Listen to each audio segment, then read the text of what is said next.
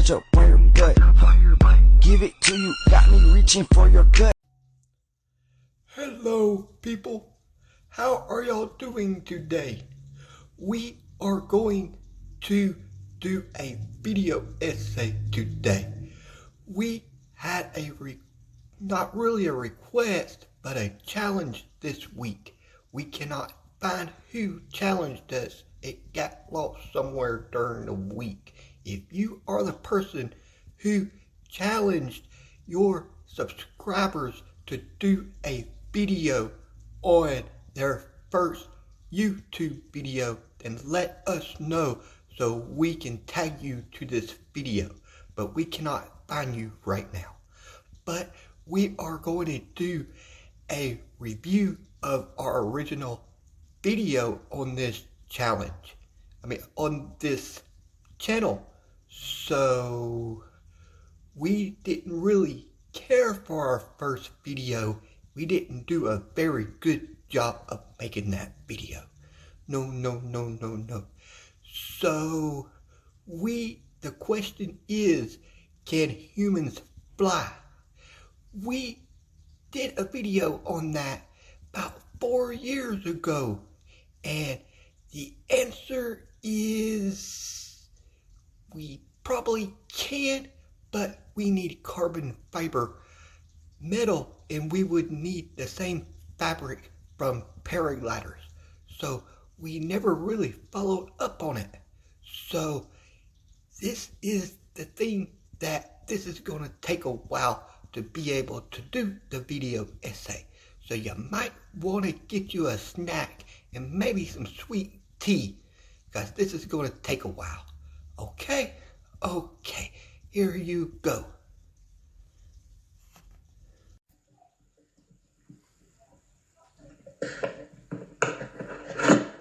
That's my homemade wing I try to build.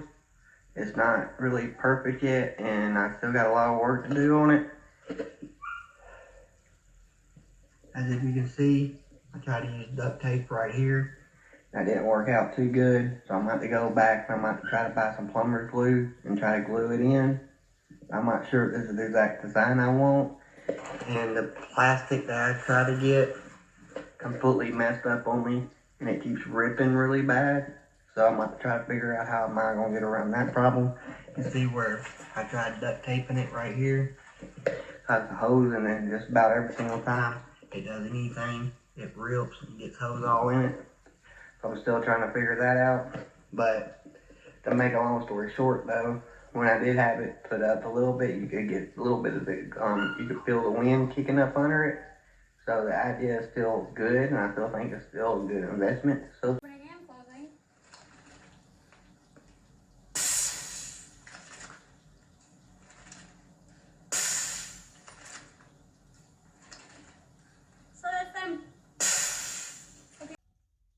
I still think those wings are very beautiful, and I just wonder how come they cannot do more with those wings. Those wings would be awesome in parkouring if we could be able to make them more sturdy and not just for cosplay. Of years, we've been dreaming up harebrained schemes to fly like birds. The ancient Greeks conjured up Icarus and Daedalus, who made wings from bird feathers, strings, and wax. Leonardo da Vinci put a little more thought into it, drafting plans for a mechanical winged contraption known as the ornithopter. While 20th century humans are perfectly capable of taking to the skies, there's something intrinsically unsatisfying about doing so in an aluminum behemoth. We still want to fly like birds, taking off under our own power and gliding effortlessly once we're airborne. After at least 2 millennia of thoughtful engineering, why are humans still trying to figure out individual flight? Why can't we strap on a set of wings and take off? To understand why, consider the physics of liftoff. In order to leave the ground, the forces driving a body upward must overcome the downward force of the body's weight. You can see this in action during a jump. When you push your feet down into the ground, Earth provides an equal and opposite reaction, forcing the body upward. You can't rely on the ground when trying to achieve sustained flight, since the whole point is to uncouple yourself from the earth. So flying creatures and machines have to push air down into the ground, instead of pushing on the ground itself. There are two ways to manage the problem of pushing down enough air to achieve liftoff. You can accelerate a small amount of air downward very quickly, as a hummingbird does. That takes incredible power, and none of the muscles in the human body can even come close to accelerating air that quickly. Alternatively, you can accelerate a large amount of air more slowly, which is the more efficient technique, especially for heavier flyers. That's why a pelican's wings don't flap as fast as that of a sparrow or hummingbird. You might think, then, that we could just build really large wings and flap them quite slowly. But there's a problem here too.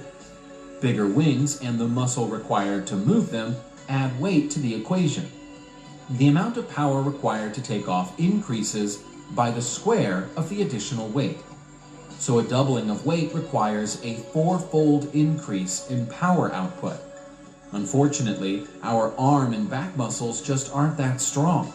Our more powerful quadriceps and gluteal muscles, stretching from our thighs up, however, can almost do the job. For a human to take flight on flapping wings, your body would have to be made almost entirely of muscle. In other words, humans make terrible hummingbirds. With flapping and spinning apparently non-starters, a couple of options remain.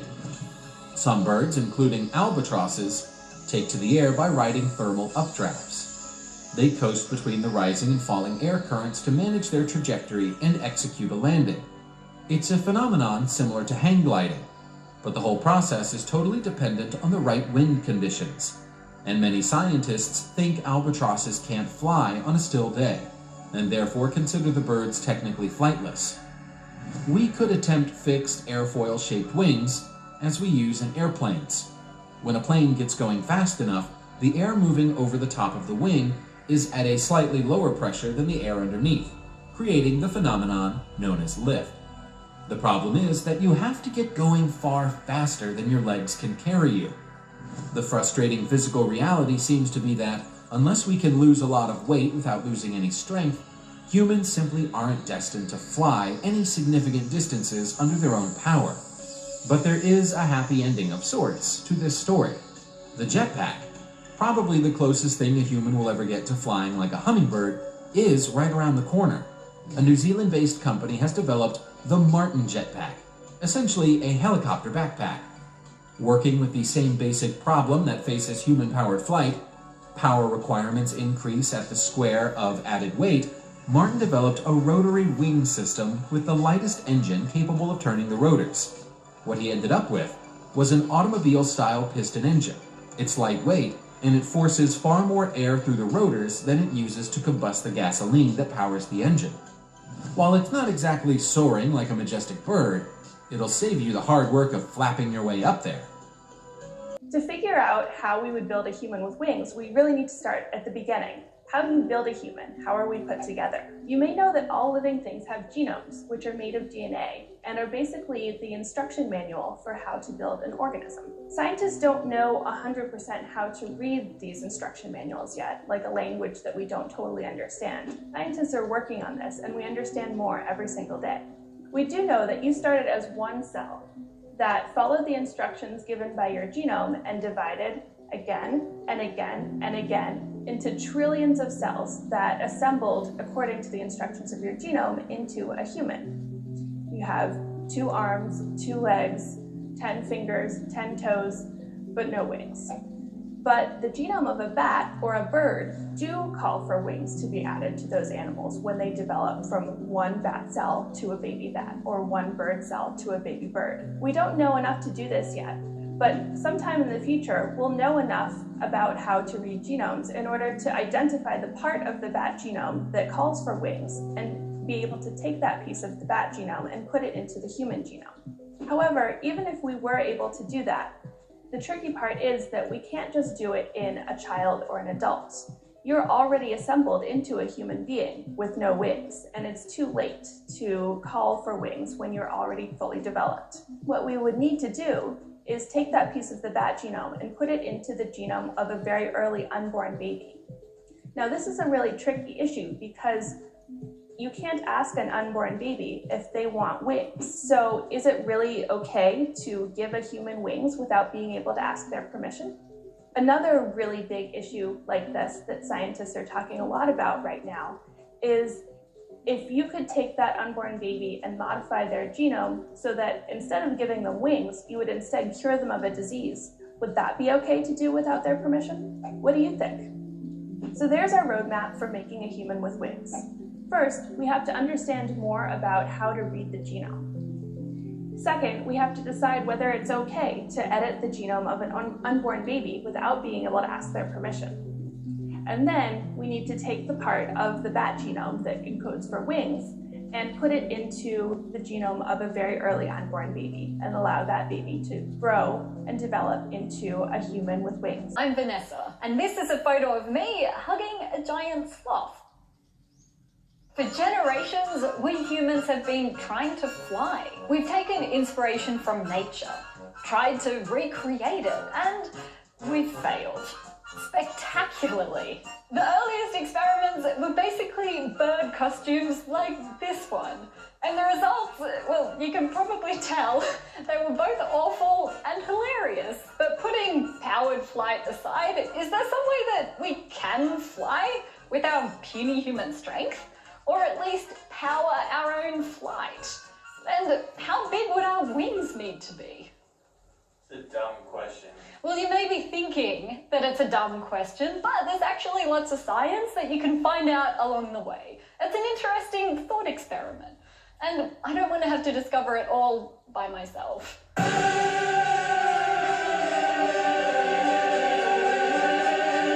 First up, let's look at how birds fly. Bird wings, as well as insect wings or flying fox wings, are aerofoils. This means if you look at a cross-section of the wing, it's splitting air above and below it as the creature moves forward. And this teardrop shape means air molecules move slightly differently above and below the wing. The molecules have to travel a longer distance over the top, and so they get spread out, leading to lower air pressure above the wing, while the air pressure remains at a relatively higher pressure below the wing. That difference in pressure creates lift. This is based on something called Bernoulli's principle, which states that a speed difference must be accompanied by a pressure difference. Planes use similar aerofoil designs to generate lift. You can see this pretty simply just with a sheet of paper.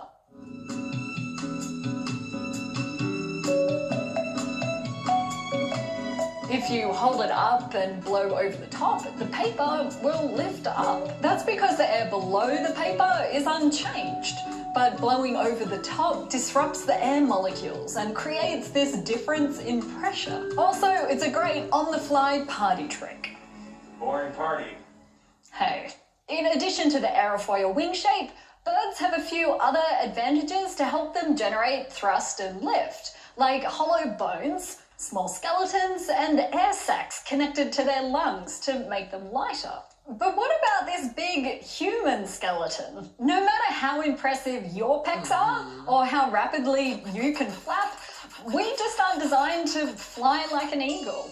In fact, a physicist from Louisiana tried to work out how long a human's wings would need to be to get into the sky, based on the wingspan and weight of flying birds. And using a very rough calculation, he came to a figure of around 6.7 meters, which, if you draw onto a human, looks ridiculous. Can you imagine dragging around 7 meters of wing behind you? Plus, our physicist friend also says that this calculation doesn't take into account the weight of the wings themselves. So to actually take off, they need to be even longer.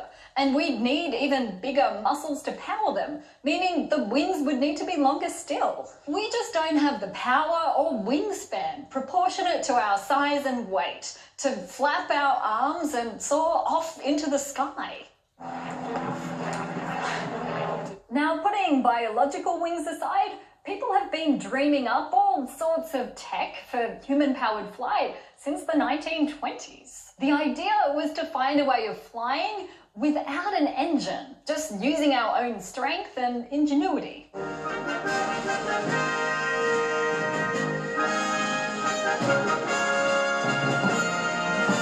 Mainly our ingenuity. Many of the first designs were towed up into the air. They had minimal control, and flying for more than a kilometre proved pretty tricky. Then in 1959, the Kremer Prize was launched, offering cash prizes to the first human-powered aircraft to fly a figure-of-8 course around two markers half a mile apart. And by 1977, a craft called the Gossamer Condor II, designed by an amateur cyclist and hang glider pilot Dr. Paul McCready, completed the course. Since then, craft like these have actually become pretty sophisticated, and they've travelled long distances. In the 80s, MIT started breaking records with their human-powered craft, and they've set the current distance record, a little over 115 kilometres. And if that tech keeps improving, maybe one day it'll be pretty normal to fly through the sky, kind of like birds do.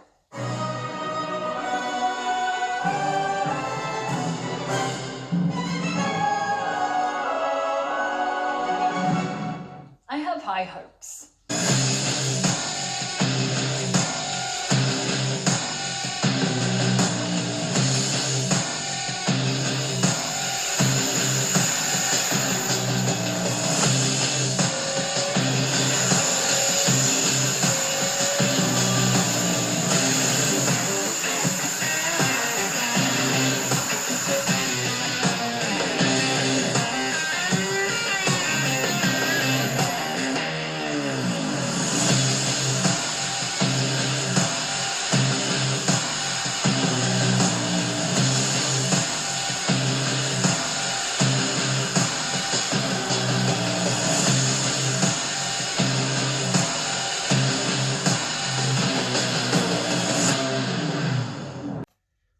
So the point is, can we fly? The question is, somehow we can fly, but we're still working on it. And we just need to be able to bring attention to this question. So maybe the people who have the resources and people who have the education would pay more attention to it. So have a nice day. Oh, ha. Come here, girl, let me touch up on your butt. Give it to you, got me reaching for your gut.